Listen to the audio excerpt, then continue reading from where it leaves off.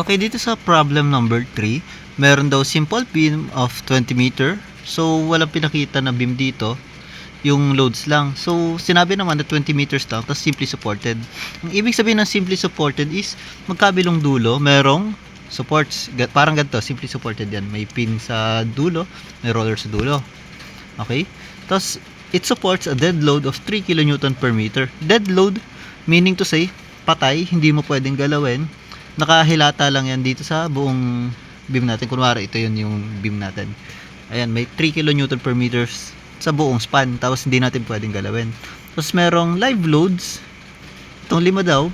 Ang live loads, pwede mo siyang galawin. In which yung, katulad ng ginagawa natin earlier, no? Saan ba yan? Ayun, sinabi dito sa number 1, uniform live load. So, pwede mong galawin yung live load. Okay, so pinapahanap dito is maximum combined shear, maximum combined moment, at center, saka yung absolute maximum moment. Okay, so, dinrawing ko na lang yung simply supported beam natin na may 20 meters, tapos may dead load na 3 kN per meter. And, ito yung loads natin. No. So, ngayon, binanggit din sa problem, assume no reversal of loads. So, ano ba yung reversal of loads? Basically, itong loads na to, kapag walang sinabing no reversal of loads, pwede mong i-reverse yan, i-mirror natin pag ganun. Oo. Kumbaga, ito yung original, yung 5 is nasa pinakang right, ngayon, nasa pinakang left na siya. Oo, magmi-mirror lang siya. Pero, wala naman sinabing ganun, so, hayaan natin as is yan. So, ang unang tinatanong is yung maximum shear. Anong problem to? 3. So, Vmax. So, para mahanap si Vmax, ang ginagawa natin is kukunin lang natin yung reactions. Kasi andun usually yung pinakamataas na tawag dito na shear. Is usually nangyayari sa reactions. So, siguro, ang gawin natin, both reactions, kukuha na natin ng shear. Okay? Guhitan ko lang to.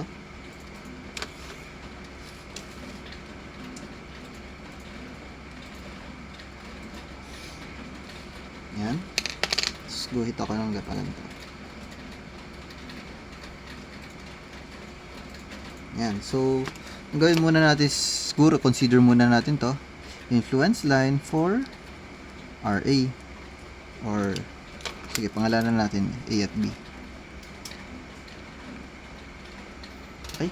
So, influence line for RA, syempre, mag-alalagay lang tayo dito ng 1.0 sa taas. Very basic.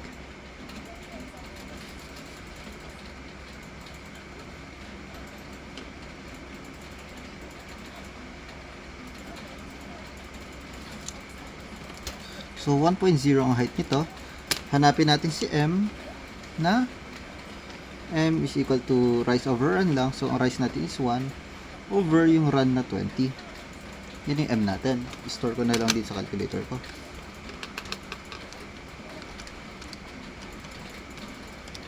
Okay. Ngayon, ilalagay natin si si 4 muna. Ilalagay natin dito. Tapos si 6. Tapos si 8. Ganun nila siguro, no? So, lagay muna natin si 4. So, RA is equal sa 4 times 1. Lagay ko na ng 4. Plus, yung 6. Ano yung distance niya? Pupunta din sa pinakadulo. So, ito, computein lang natin kung ano yung distance nitong 5 pupunta sa pinakadulo. So, sinabi dito, 20 meters yan. Tapos ito, pag pinag-add mo yan, ang gagawin lang natin is 20 minus itong lahat para makuha natin yung distance pupunta dito. So, 20 minus 3, minus 4, minus 5, minus 5, 3 meters. So, may 3 meters dito. Okay? So, 4 is yung 4 times 1 plus 6 times yung M natin times yung X natin is 3 plus 5 plus 5 plus 4 17 plus 8 times M times 13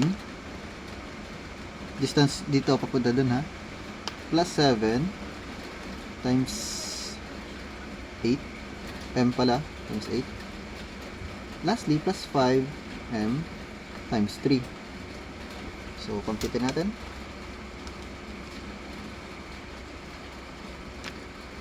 Ito madugo kapag marami na yung loads eh.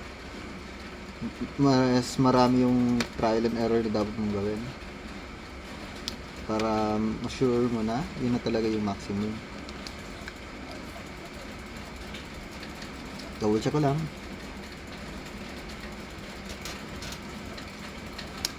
Oh.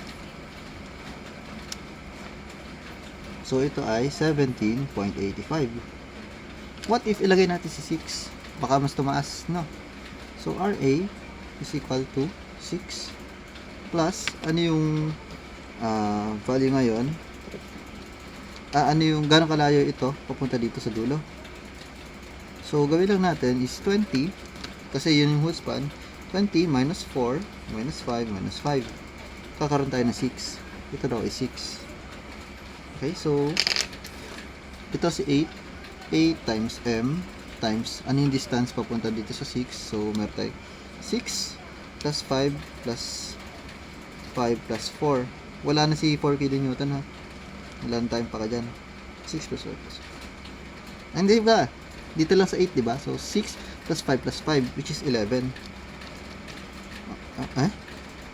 Oo. 16 pala. Hala, hindi na gana mental math. Tiwala sa calculator, wag sa utak. Okay. So, 16 dito. Ngayon, plus 7M times 6 plus 5. Yun na yung 11. Sige nga, try. 11 nga. Plus 5 times 6. Check natin.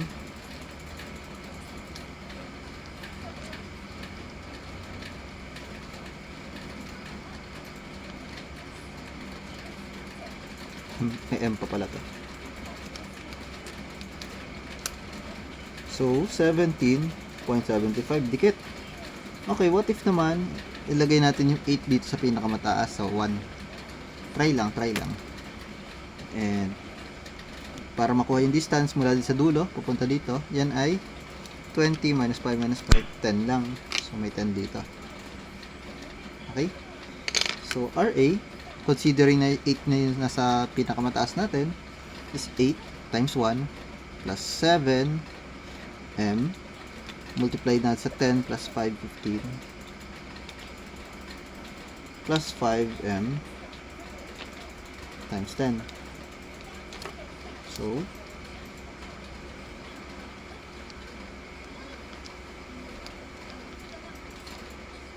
$15.75. So, papalitan pala yung papaliit. So, okay na pala itong una. Pero yan na ba yun? Hindi pa natin sure. Kasi, pwede natin i-try dito sa kabila, sa B. Kasi, malay mo, since wala tayong reversal of loads, baka mas umokay kapag yung 5 is na nandito sa dulo. Try lang natin.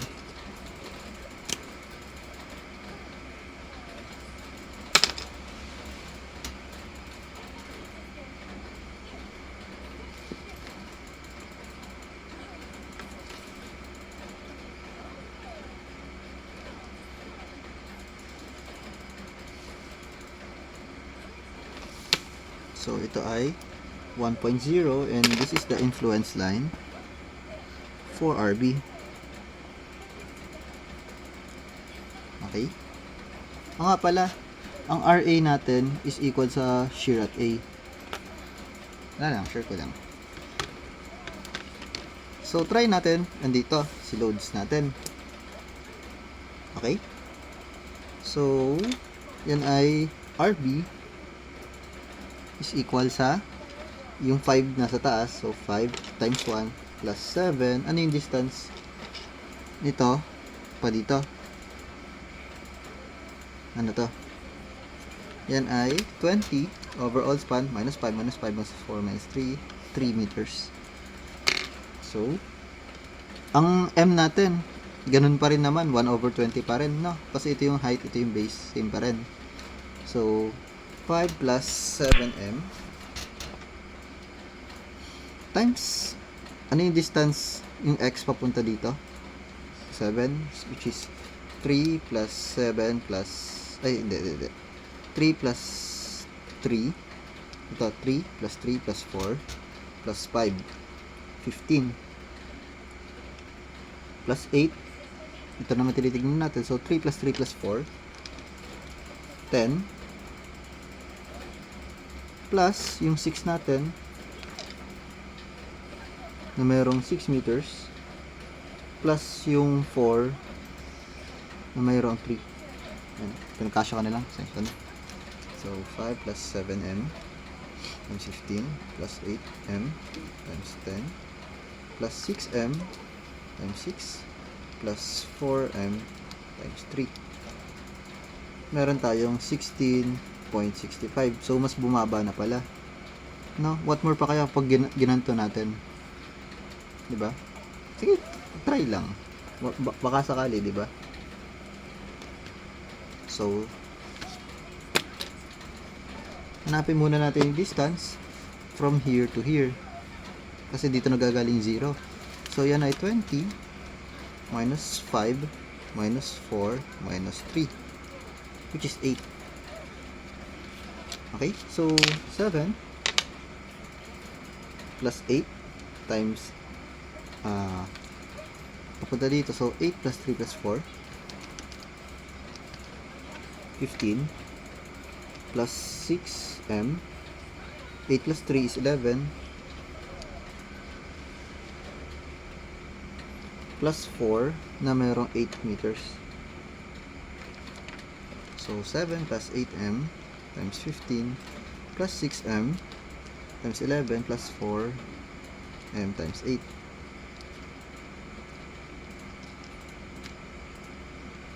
So, 17.9. Hala, tumaas pala. Totoo ba ito? Wait lang. 7, 8m. O nga. So, tumaas. Buti chinek natin. Oh, wow. Okay. So, what if yung 8 pa ilagay natin? Ito pala. Nakalimutan ko pala may dead load tayo. Sige, dagdag natin. Pero so, ano naman?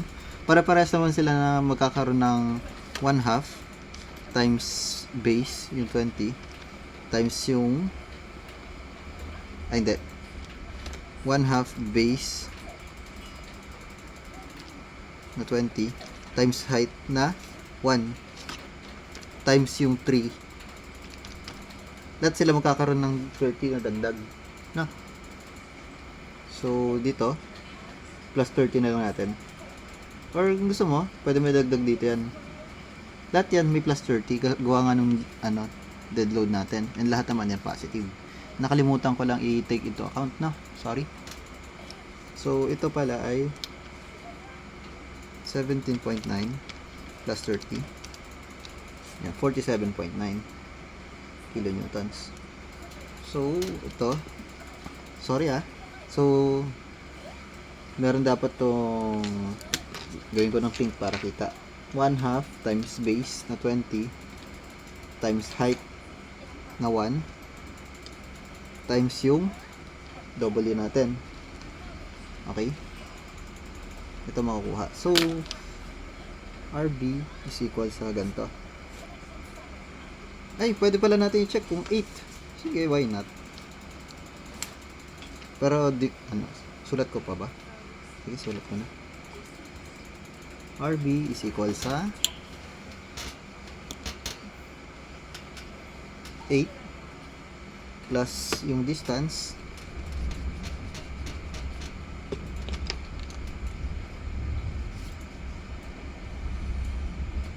yung reference answer ko kasi itong final answer niya plus 30 na, pero may mas mataas pala ako nakita, so buti chinecheck natin. So 8 plus distance dito papunta doon ay 20 minus 4 minus 3, 13.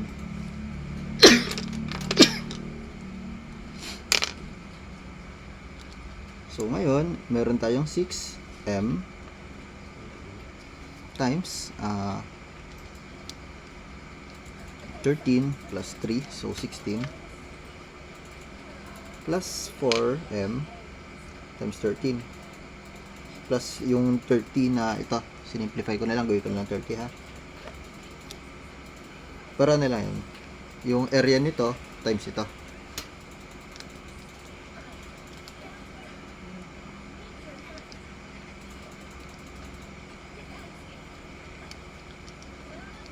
$45.4. So, ito na talaga yung final answer natin. Okay? Nice. Sorry pero wag na kayong gumaya sa akin. Wag niyo kakalimutan tong dead load na distributed. Okay, so next na pinapahanap sa atin ay yung maximum combined moment at the center. So, sa midspan tayo mabase.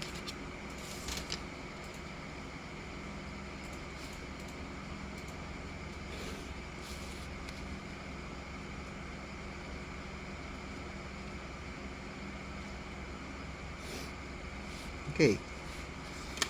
Fold ko na lang din siguro.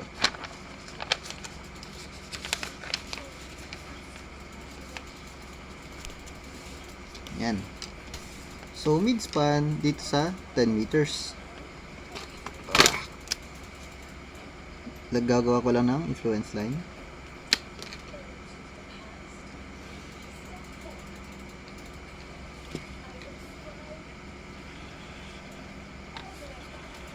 So, sa midspan na, gitna. Yan. Yan.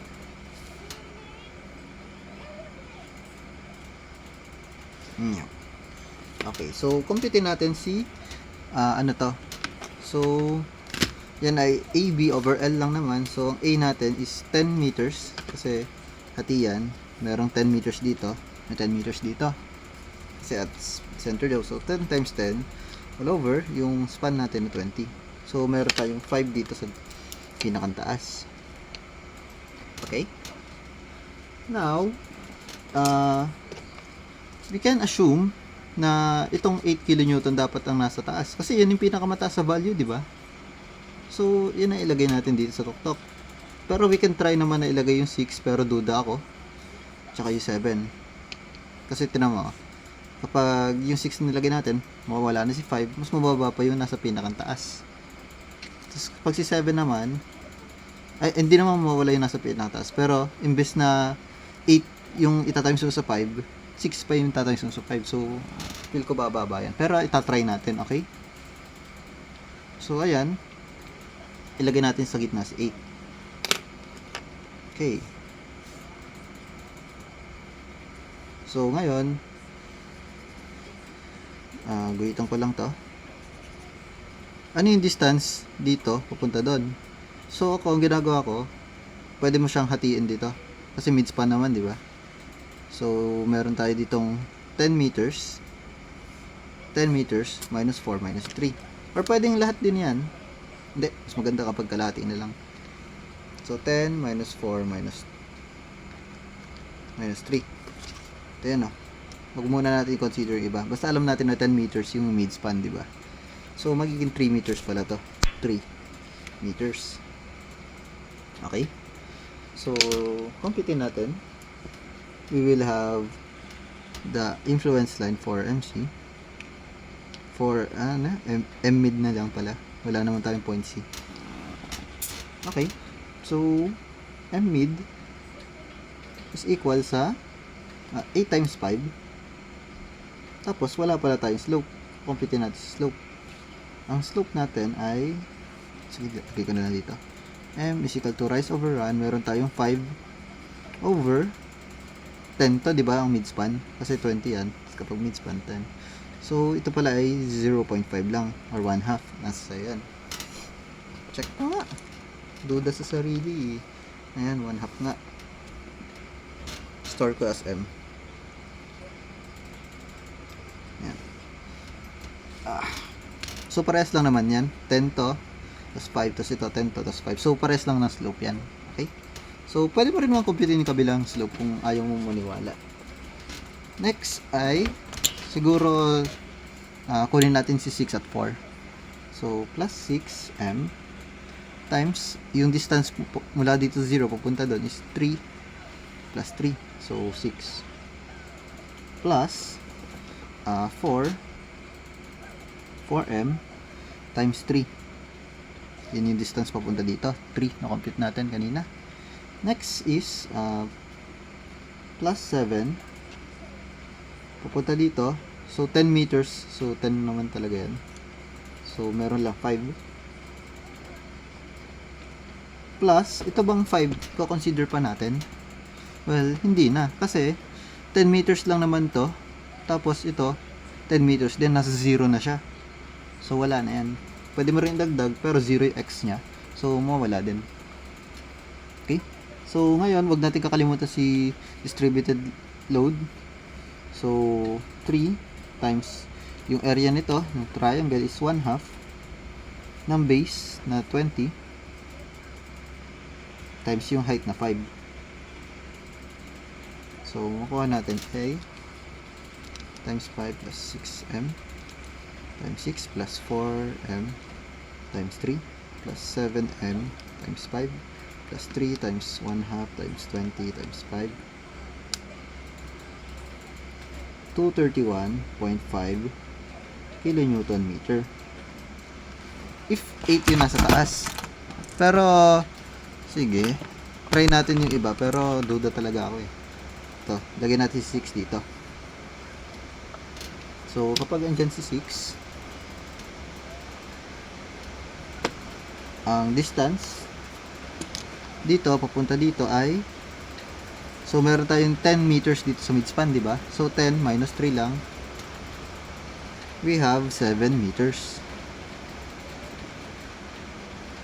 Okay, so dito rin hindi nakasama si 5 kasi masyadong malayo. Ano yung distance dito? Dito. So we know that we have 10 meters dito, minus 4 minus 5, makukuha natin yung distance dito na 1 meter. Okay, so m mid natin is equal sa, lagyan natin yung 6 times 5 lang, tapos yung 4 natin plus 4m times yung x nya dito papunta dito ay 7 plus yung 8m times dito papunta doon ay 1 plus 5, so 6 plus 7m times 1 plus yung natin dead load na 3 times 1/2 times 20 times 5. Sub natin.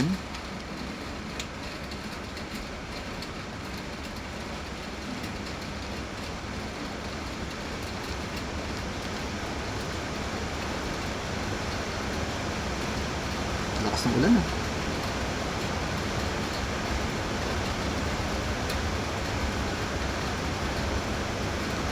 So 221.5 lang. So lastly, try natin siguro what if yung 7 ang ilagay natin sa tok-tok. Okay? So if ganyan ang gagawin natin, burahin ko lang itong mga nakalapis. Nalaglag sa cellphone.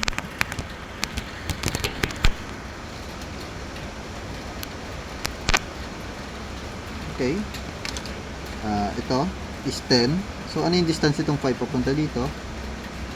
So 10 minus 5 lang,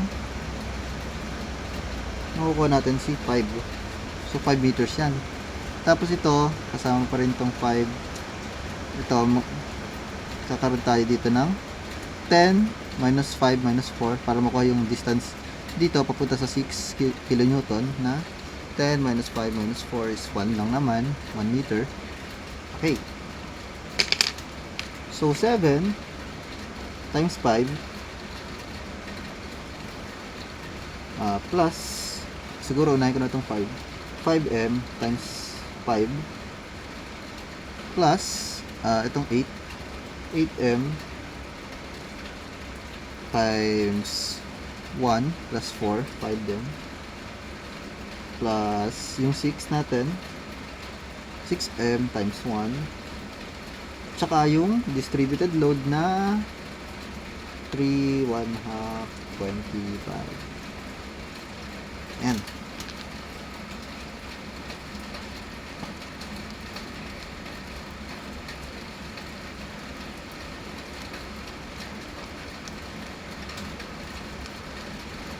kakaroon tayo ng 220.5 kilonewton meter. So, ang sagot natin dito ay ito. Okay? So, dun tayo sa absolute maximum moment. Ito na yung pinakamasaya. Kasi kahit ako ayoko rin ito. Okay. Kuha ako bagong papel kasi wala nang space. Yan. Wait ako na lang din siguro.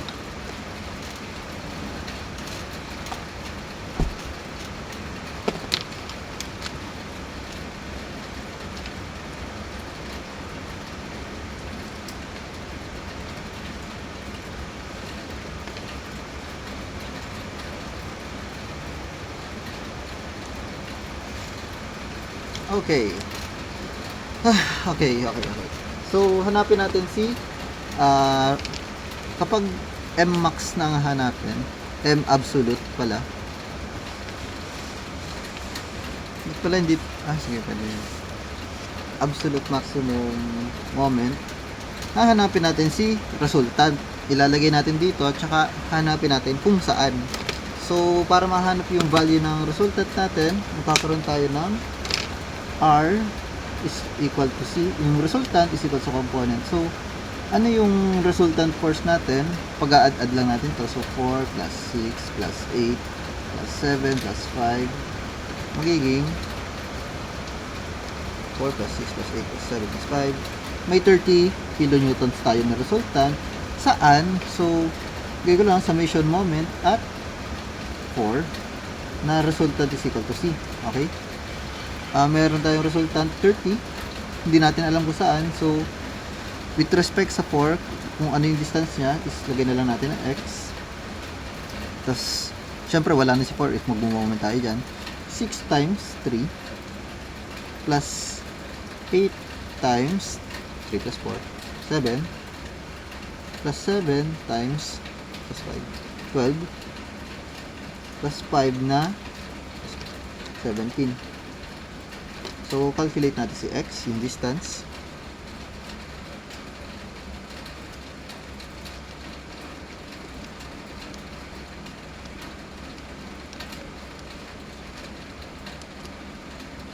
We have a distance of 8.1.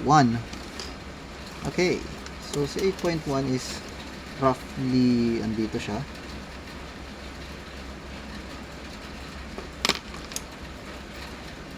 Wait, gusto ko red. Ang purple kaya para mas matintan. May contrast sa pink. So, dito si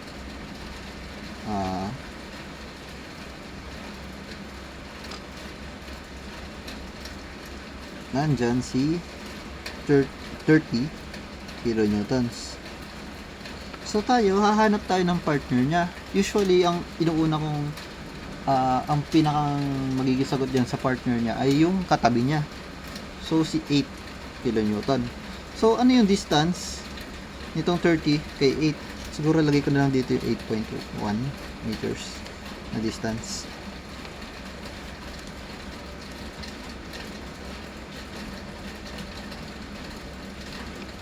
Ayan.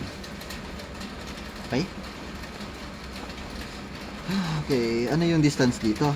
So, tawagin na lang siguro natin D yun. D. So, D natin is 8.1 minus itong dalawa. Kasi ito yung total span. Tapos, ma-minus lang natin yung known D digits. Minus 3, minus 4. 8.1 minus 3 minus 4. Meron tayong 1.1. I-divide natin yan sa 2 kasi kailangan natin dito sa gitna. Yan ang ilalagay natin sa midspan. So, 1.1 divided by 2, we will have D over 2 of 0.55. Okay, so, tandaan, ito ay D over 2. Yung dalawa, hindi ko na ilalagay kasi masyado maliit. So, tandaan lang natin, may D over 2 dito. Okay? So, drawing tayo ng influence line.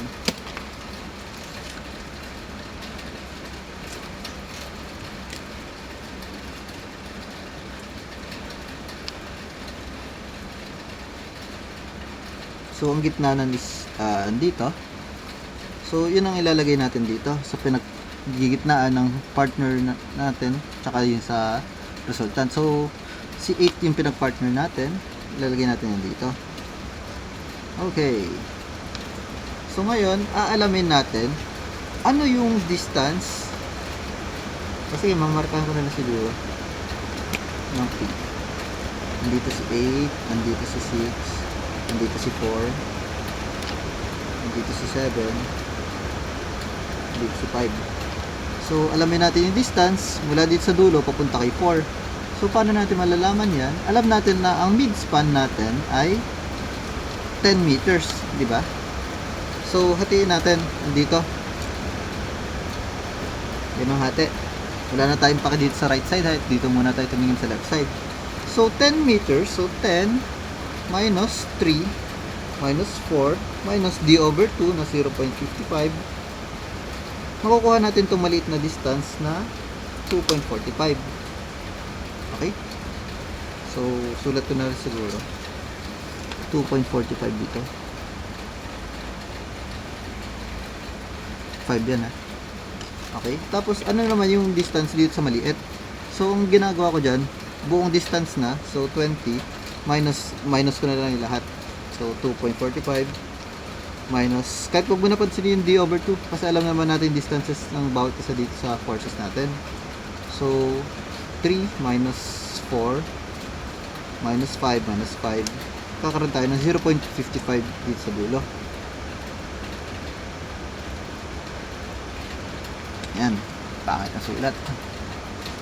Okay, ngayon magmo-moment tayo saan? Dito sa pinili nating partner. Okay, so gawa lang tayo ng bundok kasi moment yan.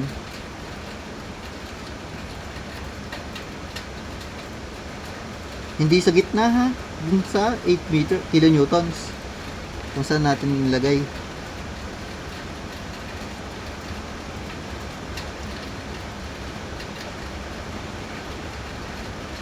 Yan. So ngayon kung nandito si 8, yan, ano yung A? Ang A natin is, siguro sulat ko na lang para di mo alito. Ang A natin ay 2.45 plus 3 plus 4. Ito yon, pupunta dyan sa left side. So pinag-add-add ko lang yan. Makukuha natin ay 9.45. Ang B naman natin ngayon is pag-a-add lang natin yung nandito pupunta sa right. So meron tayong 5. Kahit huwag mo napansin yung d over 2, ito lang din naman yun, 5 na yan, di ba? So 5 plus 5 plus 0.55, meron tayong 10.55. Tapos syempre ang L natin ay 20.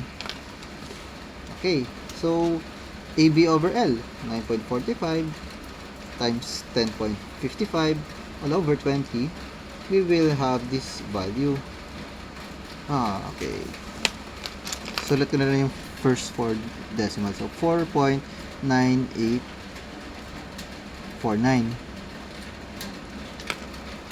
Okay. Lalagay natin si 8 dito. Tapos, hanapin natin yung slope dito at saka yung slope dito. So, ang M1 natin is equal sa 4.9849 all over yung run nito na sabi natin is yung A. So 9.45. Ang M2 naman natin, ang M2 ito, ha, ito ang M1, is equal sa 4.9849 all over yung B. Ito yun, 10.55. Okay. Kaya ito. So absolute cinema kasi nakakainis. So 8 times yung, actually store ko na lang kaya itong 4 point store ko yan as something F na lang, ewan ko, trip ko lang. So, use ko lang si camera, nalalaglag. 8 times yung ito, F na lang ilagay ko. Sige, sulat ko ha. Ito ay F is equal to, dito naman pala. Yan. So, 8 times ito, plus, siguro kunin natin si 6. So, plus 6 yung slope M1, which is F all over 9.45. Ang ano, store ko na lang din to as A at B. Sige. So, 9.45 gawin nating A. Tapos yung 10.55 gawin nating B. Yan. So, ngayon, F over A. Ito yun F over A. Sige, sulat ko na rin. Tapos ito naman ay F over B. So, F over A, yun yung slope 1 natin, times yung X is 2.45 plus 3. So, 5.45. Plus yung 4 natin,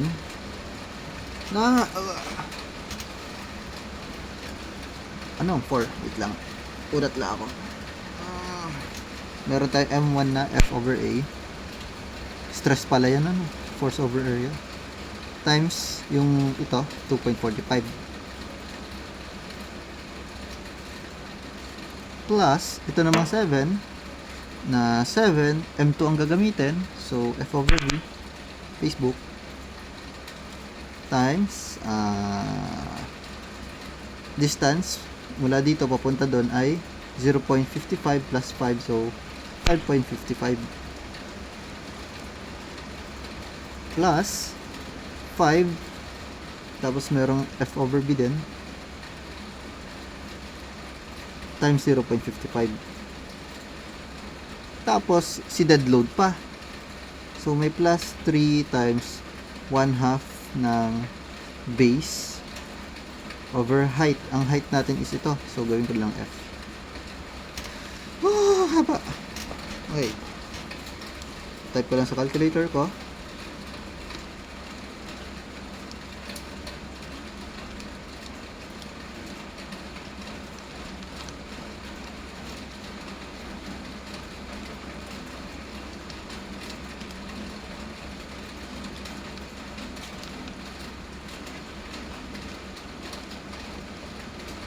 Sana kayanin.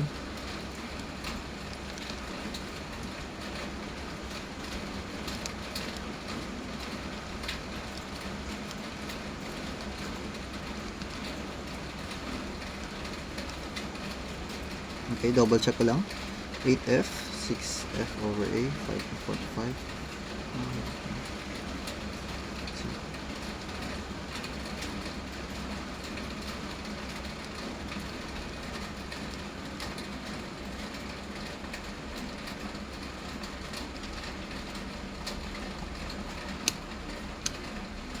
Okay, we will have M absolute as 231.5 kilonewton meter.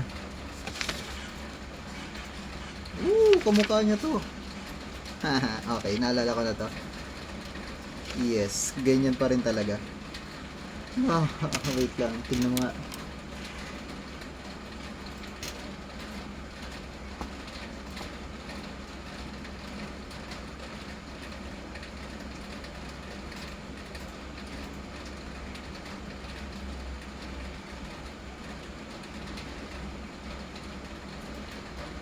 Yeah, medyo iba kami ng sagot ng sa reference ko.